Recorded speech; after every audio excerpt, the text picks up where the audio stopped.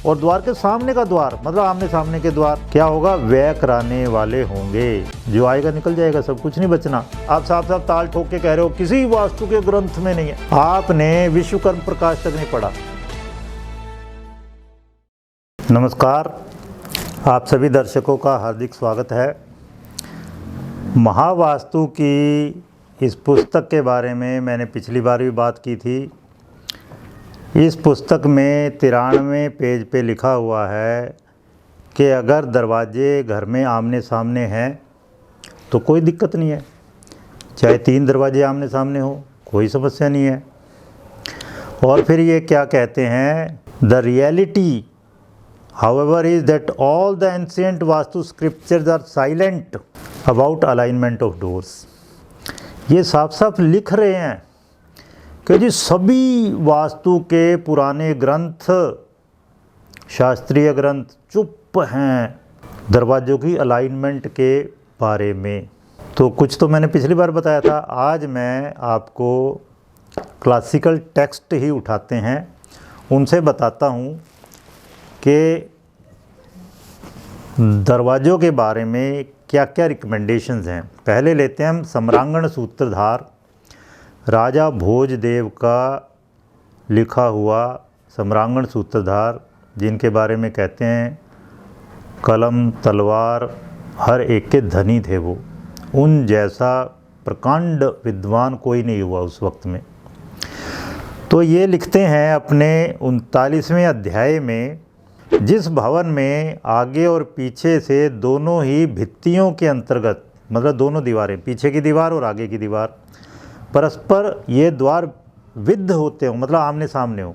वेद एक टर्म है वास्तुशास्त्र में, मतलब दरवाजे आमने सामने हैं तो वेद हो गया। या उभय द्वार आपस में भेदते हों, कोई भी 2 दरवाजे आमने सामने हो, ये मतलब है। ऐसे में दोनों ही एक दूसरे का वेद करते हैं। वेद बिल्कुल ऐसे है जिस तरह आपके सामने कोई तीर लेके खड़ा हो जाए एकदम, या तलवार चुभाए, वो वेद है। और दोनों की एक ही गति होती है, एक जैसे रिजल्ट देते हैं। फिर आगे ये बताते हैं अगले श्लोक में, 58वें श्लोक में, ऐसे वास्तु को भिन्न देहा नाम से जाना जाता है। स्पेशल नाम भी दे रखा है, भिन्न देहा वास्तु। और क्या है, इससे उस भवन के अलग अलग स्वामी होने का विवाद गहराता है। वहाँ पे विवाद हो जाएगा, प्रॉब्लम हो जाएगी, झगड़ा हो जाएगा, 2 मालिक खड़े हो जाएंगे वहाँ पर। पीछे से कोई वो कह रहा है इधर से मैं प्रवेश करता हूँ, वो अपना मालिकाना हक जताने की कोशिश करेगा और अगले वाला अलग, झगड़े हो जाएंगे, कोर्ट केस होंगे। ये मतलब है ऐसे में उस ग्रह में स्थित किसी की कोई वृद्धि या किसी प्रकार का विकास नहीं होता है। साफ साफ कह दिया, उसमें रहने वालों की कोई प्रोग्रेस नहीं होगी, कोई विकास नहीं होगा।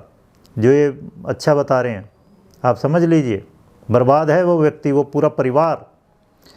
और फिर आगे देखिए, आगे क्या कहा, 4 द्वार बताए इन्होंने 59वें श्लोक में, 60, 61 में, ये सब हम आपको दिखा रहे हैं। इसमें क्या कहा, ग्रह में पूर्वमुखी महेंद्र द्वार प्रशस्त है, मतलब शुभ है, और सब प्रकार से कामनाओं की सिद्धि करता है। जो भी आपकी डिज़ायर्स होगी उनका फुलफिलमेंट होगा। और दक्षिण में गृच्छत या भृतशत या राक्षस भी कहते हैं, वो द्वार शुभ कारक होता है। ठीक है, फिर क्या कहा, पश्चिम में पुष्पदंत के पद पर बनाया गया द्वार प्रशस्त और जय प्रदायक होता है, जय देगा, विक्ट्री देगा, शुभ है, प्रशस्त यानी शुभ। इसी प्रकार उत्तर में भल्लाट के पद पर बनाया गया द्वार गृहपति के लिए प्रशस्त होता है, जो ग्रह का स्वामी है, यानी कि सभी वहाँ पे रहने वाले लोग, उन सब के लिए बहुत शुभ है। मैं यहाँ पर दिखा रहा हूँ, आप देखो कोई भी आमने सामने नहीं पड़ता। इतना अच्छा हमारे ऋषियों ने लेआउट बता रखा है, जो ये कह रहे हैं जी कहीं भी नहीं मिलता अलाइनमेंट ऑफ डोर्स। इससे बढ़िया अलाइनमेंट ऑफ डोर कितना डिटेल में चाहिए। इस पूरे अध्याय में आप समझिए 67 श्लोक हैं, 67 श्लोक। ये तो केवल मैं कुछ एक बता रहा हूँ, इतना अच्छे से साफ साफ बता रखा है कि कोई भी दरवाजे आमने सामने नहीं होने चाहिए, और कहाँ हो ये भी बता रखा है, चारों दिशाओं में। अब दूसरा ग्रंथ लेते हैं। दूसरा ग्रंथ है श्री शूर महाट का लिखा हुआ ज्योतिर्निबंध, ये बहुत मान्यता प्राप्त ग्रंथ है। इसके कुछ श्लोक उद्धृत हैं वास्तु रत्नाकर में, जो कि खुद एक बहुत मान्यता प्राप्त ग्रंथ है। इसमें श्लोक 58 वो मैं पढ़ रहा हूँ। द्वारस्य उपरि यद द्वारम द्वारम द्वारस्य सम्मुखम न कार्यम व्ययदम यच्च संकटम तद दरिद्रकृत। क्या कहा? द्वार के ऊपर का द्वार और द्वार के सामने का द्वार, मतलब आमने सामने के द्वार, क्या होगा? व्यय कराने वाले होंगे। जो आएगा निकल जाएगा, सब कुछ नहीं बचना। और दरिद्रता का देने वाला होगा, केवल व्यय नहीं कराएगा, दरिद्रता, तद दरिद्रकृत, दरिद्रता देने वाला होता है, साफ साफ बता रखा है। और ये उसको शुभ बता रहे हैं, मतलब ये जानबूझ के चाहते हैं लोग बर्बाद हों। इन्होंने बेसमेंट के बारे में कहा बहुत शुभ होता है, इन्होंने ये आमने सामने के दरवाजे शुभ बता दिए, इन्होंने उल्टी सीढ़ियां हैं जो एंटी क्लॉकवाइज, और कैसी सीढ़ियां दिखा रखी हैं आप देखो। ऐसी सीढ़ियों पे कोई चढ़ जाएगा? ट्रायंगुलर स्टेप है सारे। किस ग्रेट पर्सनैलिटी के घर में ऐसी सीढ़ियां होंगी ट्रायंगुलर शेप की? सारा शुभ बता रखा है इन्होंने जानबूझ के कि लोग बर्बाद हों। ये कोई वास्तु नहीं है, ये महावास्तु। फिर देखो इसी में क्या बता रखा है, वास्तु रत्नाकर में ही श्लोक 57 क्या कहा है?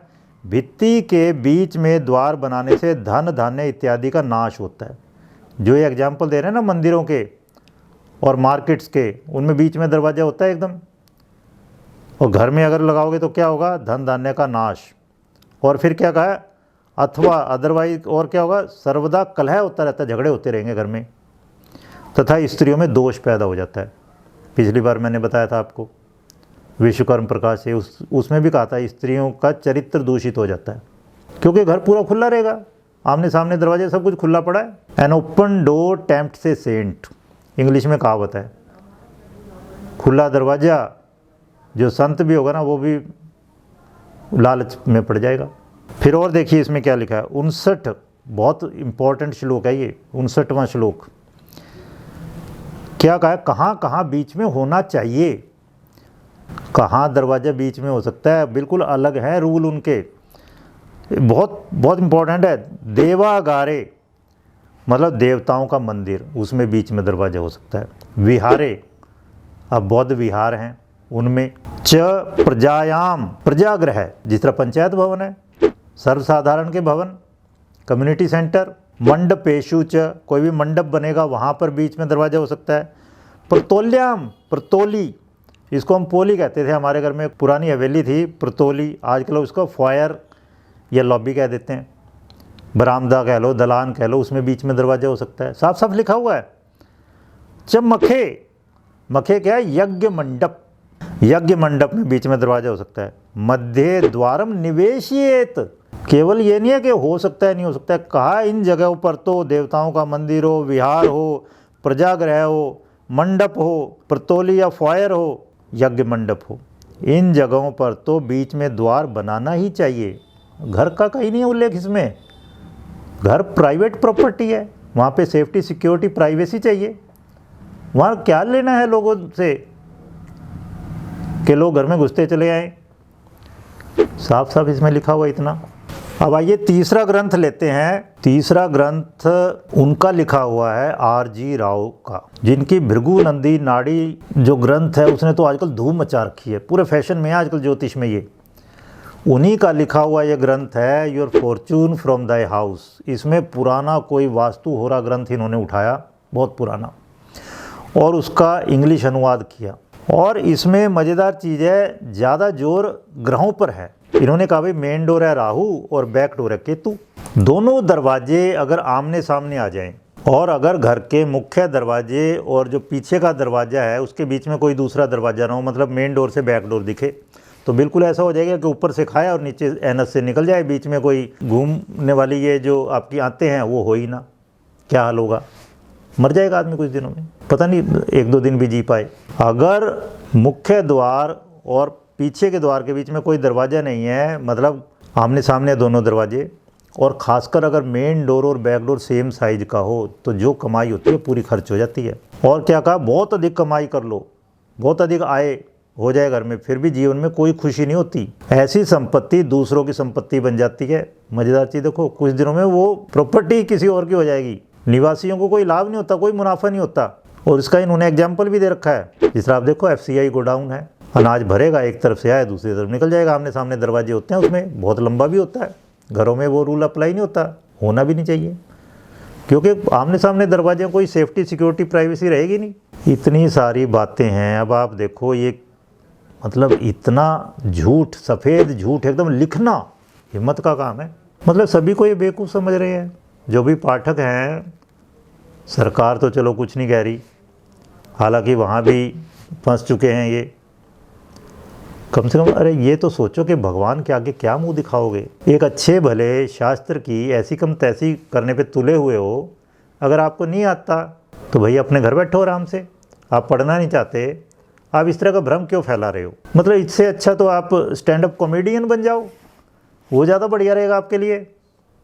हंसने वाली बातें हैं सारी। आप साफ साफ ताल ठोक के कह रहे हो किसी वास्तु के ग्रंथ में नहीं है। हर एक की लिमिटेशन है भाई। कुछ ही पढ़े होंगे ना, कम से कम मैं यही कह सकता हूँ, मैंने ये 10 ग्रंथ पढ़े हैं, ठीक है, इनमें नहीं है। आपने विश्वकर्म प्रकाश तक नहीं पढ़ा, उसमें से मैंने आपको पिछली बार बताया 15 थ्योरी दी हुई हैं। हम अगली वीडियो में बात करेंगे, मैं मतम से लूँगा मैं बहुत सारी बातें। हालांकि इन्होंने तो एक भी कोई दिया नहीं एग्जाम्पल, किसी क्लासिकल टेक्स्ट से कुछ नहीं बताया, बस सीधा फ्लैटली मना कर दिया, नकार दिया, नहीं किसी में नहीं है।